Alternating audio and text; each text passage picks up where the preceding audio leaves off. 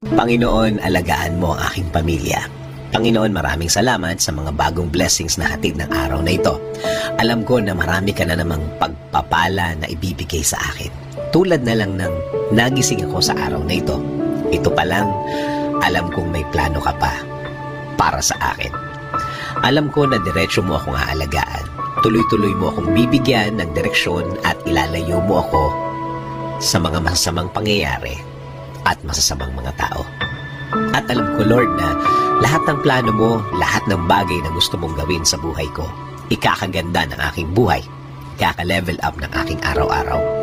At alam ko din, Lord, na alam mo ang lahat ng nangyayari sa aking buhay. Alam ko din na bahagi ng blessings mo sa akin ay ang pag-aalaga mo sa akin. Na gawin akong safe saan man ako magpunta at saan man ako andon. Ginagawa mong safe ang lugar na yon.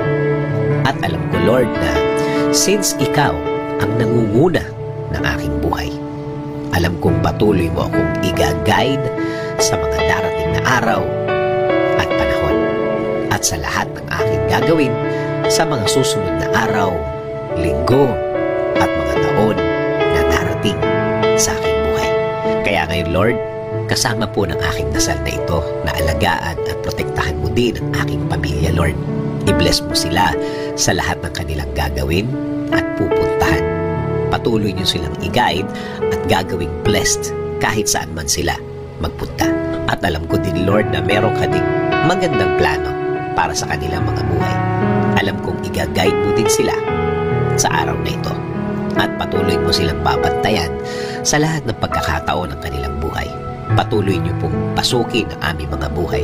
Patuloy niyo kaming bigyan ng direksyon sa lahat ng pagkakataon. Ilagay niyo po sa aming mga buhay ang mga tamang opportunity sa aming mga daan. Bigyan niyo din po kami ng guidance sa lahat ng aming gagawin sa araw na ito at sa mga susunod. Mga gagawin na nakaayon sa inyong plano, Lord, para maging pleasing po sa inyo ang aming buhay.